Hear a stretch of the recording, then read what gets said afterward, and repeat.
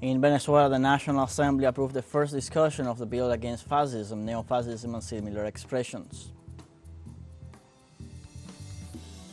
In Palestine, the genocidal siege of Gaza continues. Authorities registered 5 new massacres by occupation troops in Gaza in the last 24 hours.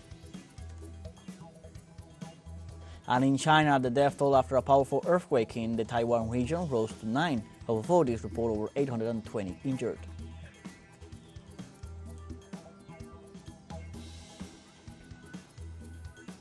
Hello, welcome to From the South. I'm Luis Alberto Matos from TeleSUR studios in Havana, Cuba. We begin with the news.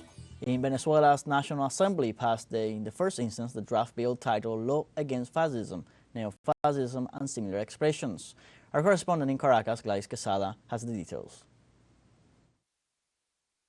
To combat discrimination in all its ways and expressions is the objective of the new draft bill passed by Venezuela's National Assembly and presented by the Executive Vice President Delcy Rodriguez.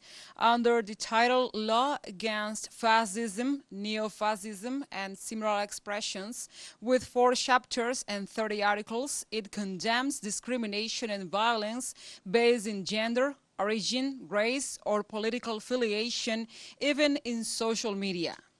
Esta ley tiene por objeto establecer los medios y mecanismos para preservar. The goal of this law is to establish means and mechanisms to preserve peaceful coexistence, public calm, the democratic exercise of the people's will, the recognition of diversity, tolerance, and reciprocal respect against expressions of fascist, neo-fascist, or similar nature that may arise in the territory of the Bolivarian Republic of Venezuela. En el territorio de la República Bolivariana de Venezuela. Presenting the bill, the lawmakers recalled the violent outbursts in 2014, 2015, and 2017. It also observes the serious consequences for the country's economy, sovereignty, and territorial integrity enacted by extremist groups in the Venezuelan parliament in 2015 to strip Venezuela of its resources, as well as the new magnitude and terrorist attempts ahead of the July 28th presidential elections. Y eso está hoy más vigente que nunca. And this is more valid today than ever, because if not long ago they dared to burn people alive because of their skin color and the color of the flannel they were wearing, to slit the throats of motorcyclists, they climbed up the criminal ladder and then they dared to ask for invasions of Venezuela.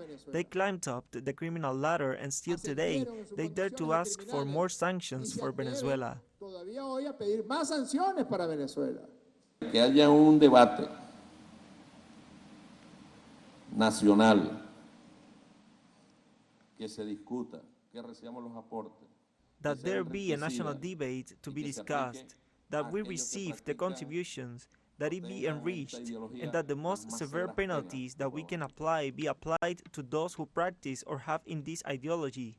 Because letting it grow, and doing it to us leads us to the situation we are in right now. It leads us to the situation we are in right now, impunity. Nos lleva a la situación que estamos ahorita. Impunidad. After a first instance approval, the bill now goes to the Internal Politics Commission and afterwards to the public for debate. This is a step towards defending those who have been systematically oppressed and marginalized in the social spectrum, enacting ways for making a more fair Venezuela. Gladys Quesada, TeleSUR, Caracas, Venezuela. Moving on in other news, in Argentina, social and political organizations paid tribute to the veterans and martyrs of the Malvinas Island War and urged to strengthen the struggle to recover that territory. During an event in the cenotaph of Pilar Municipality, Buenos Aires Governor Axel Kicillof pointed out that sovereignty is not just an April 2nd speech. It is not just carrying symbols. The governor asked the Argentine people to bring the question to more current struggles while rejecting the interference of a foreign power on the Argentine sea. At the same time, President Javier Milei was contradictory in his speech as he expressed his sympathy for the British Empire and then Prime Minister Margaret Thatcher.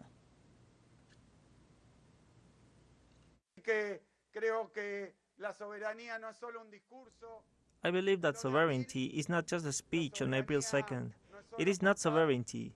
It is not only carrying the national symbols or singing the anthem. Sovereignty must be exercised and updated every day. Of course, remembering the Malvinas' heroic actions. Of course, paying homage to the former soldiers and veterans of the Malvinas. Of course, claiming our sovereignty over the Malvinas in an unwavering way with courage and paying the international costs that we have to pay, repudiating its usurpers, and of course, also taking the issue of national sovereignty to more current struggles and discussions. Meanwhile, President Javier Milei also commemorated the fallen soldiers of the Malvinas War and recalled the Argentine claim on the territory. Today we are gathered here 42 years after the beginning of the war in the Malvinas Islands to commemorate and pay tribute to our heroes, the fallen in combat and their families. The best tribute to those who gave their lives for our country is to defend the unwavering claim for Argentina's sovereignty over the Malvinas, South Georgia, and the South Sandwich Islands, and the surrounding maritime spaces. This is a real and sincere claim, not mere words in international forums with an impact on reality, and that only serve the politician of the day to fake a false love for the country. The President of Mexico, Andrés Manuel López Obrador, lamented the assassination of Bertha Gisela Gaitán, candidate for mayor of Celaya for the official party Morena. It is a sad day because yesterday the candidate for municipal president of Celaya, Guanajuato,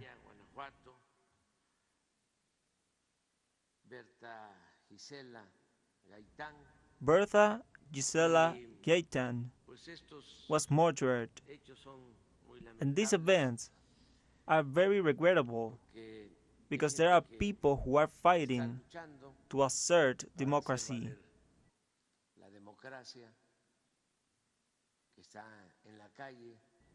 Perhaps in the streets, showing their faces, fighting for others, and it hurts a lot that this happens in our country and anywhere else.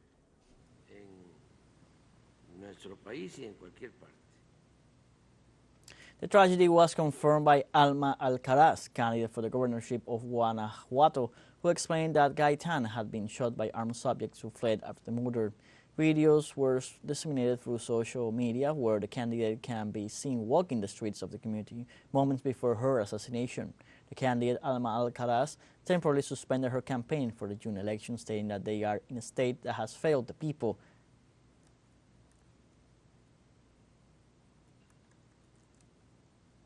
The Deputy Director General of the U.S. Department of Cuba's Ministry of Foreign Affairs, Johanna Tablada, assured the new report on the alleged sonic attacks against the United States is a political operation. During an interview with the U.S. news agency Associated Press, Tablada said that the so-called Havana Syndrome does not exist, is not included in any disease registry, and has truly been the Washington Syndrome since the beginning. According to the official, the recent report by CBS, which is a powerful news channel in the United States, is untenable and unexplainable. It is represented not as a journalistic investigation, but as a political operation and as a propaganda operation. The report excludes that there is no evidence that the reported symptoms could have been caused by external actions.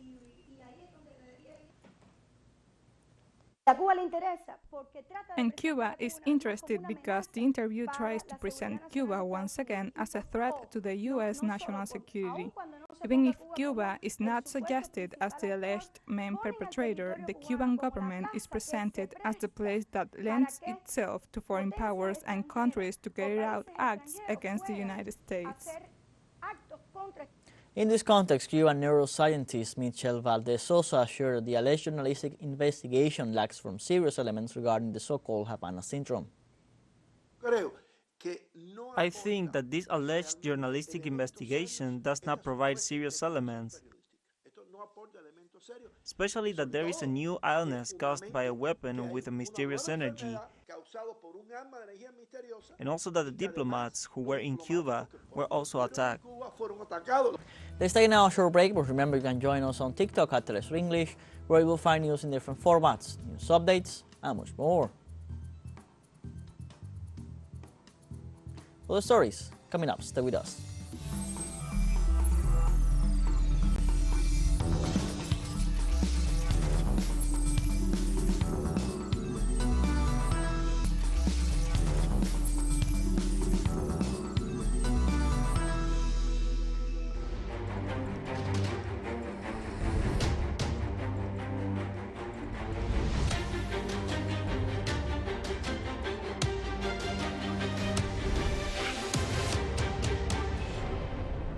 Welcome back from the south. Palestinian authorities reported in the last 24 hours the Israeli occupation troops committed 5 massacres in the Gaza Strip. Health sources stated that 59 people were killed and 83 were injured. The majority of the victims are women, elderly, and children. During the early morning on Wednesday, Israeli bombing on houses in the city of Han Yunis took the life of 5 citizens, while another 3 died in Deir al-Balah. Since the beginning of the genocide on October 7th, Israel has killed 32,975 Palestinians and injured more than 75,000, while thousands of bodies remain under the debris of the devastated Gaza Strip.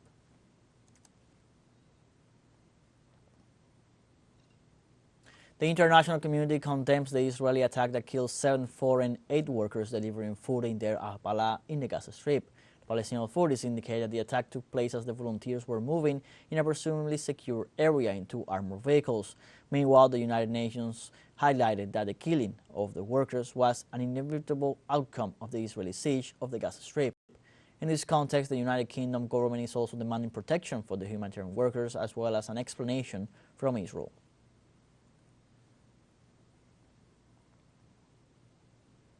The World Health Organization denounced that the destruction caused by Israel against the Al-Shifa hospital damaged the health system in Gaza.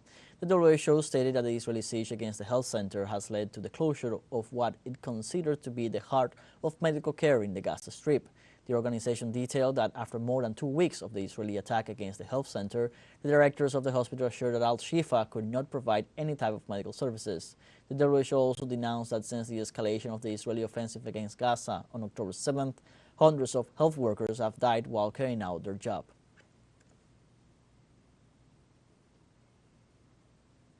From the UN Security Council, Russia called on the international community to condemn the recent Israeli airstrikes against the Iranian consulate in Damascus, which violates Syria's sovereignty.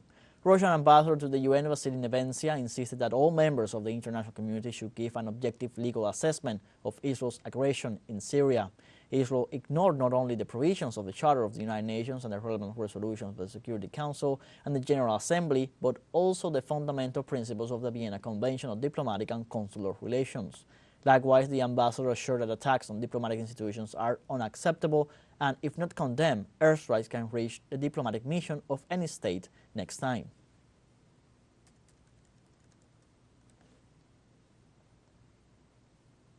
In Yemen, U.S. and British forces carried out a new wave of attacks in the Taif region in the west of the country. These actions aim to deter Houthi forces in their support of the Palestinian cause. Meanwhile, Houthi forces spokesman Brigadier General Yahya Sari confirmed 6 successful military operations with missiles and drones in the Red Sea. In turn, a specific action was carried out against 2 U.S. destroyers in the maritime zone. Sari also stressed that Houthis' actions will continue until a ceasefire is achieved and the end of the siege against Gaza proclaimed.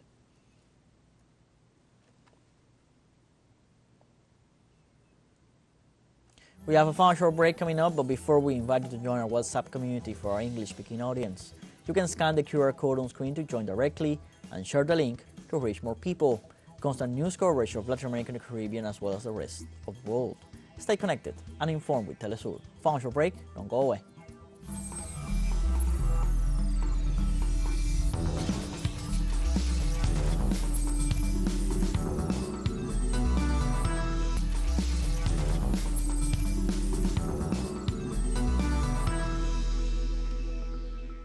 Welcome back from the south. 9 dead and 820 injured after the earthquake that shook the Chinese region of Taiwan.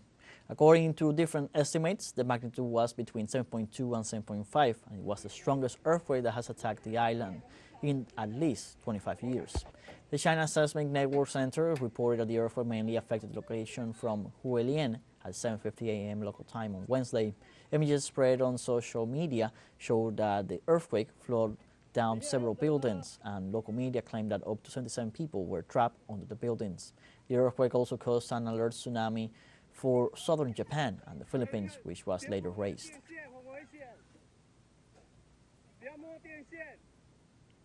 The Central Meteorological Administration of Taiwan reported that more than 50 aftershocks with magnitude between 3.3 and 6.5 were recorded after the main earthquake.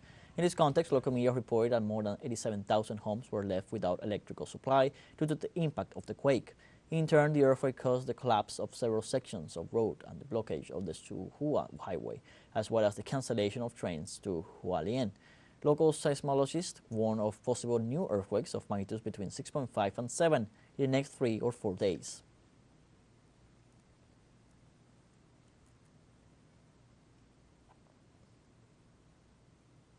Russian President Vladimir Putin assured that Moscow will find all those responsible and beneficiaries of the Crocus City Hall crime. The head of state stressed that Moscow would not be satisfied with the direct perpetrators of the brutal crime, but will also look for all those who indirectly took part in the incident. The Russian president further detailed that the performance of all supervisory and control services responsible for the Crocus City is being thoroughly evaluated.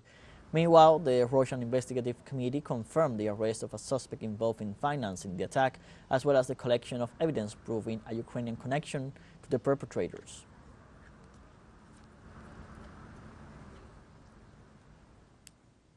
Nigerian President Bola Tinubu's administration has decided to sell 3 aircraft from the presidential air fleet as part of cost-cutting measures in the country.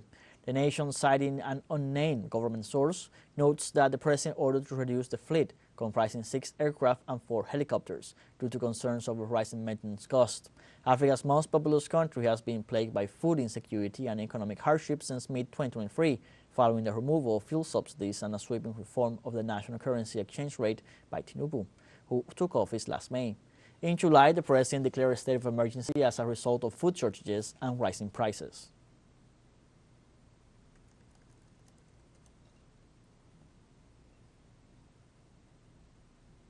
The United Nations reported on Tuesday that about 14 million Sudanese children are in urgent need of aid.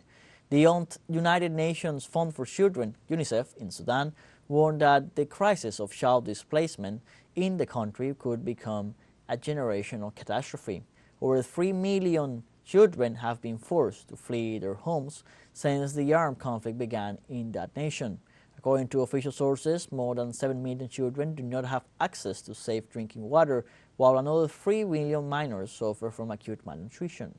The United Nations agency called on the international community to join efforts to seek funding and find a political solution to the war in the African country.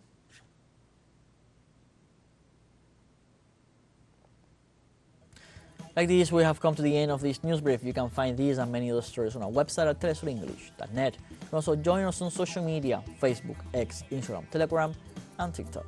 For TeleSUR English, I'm Luis Alberto Matos. Thank you for watching.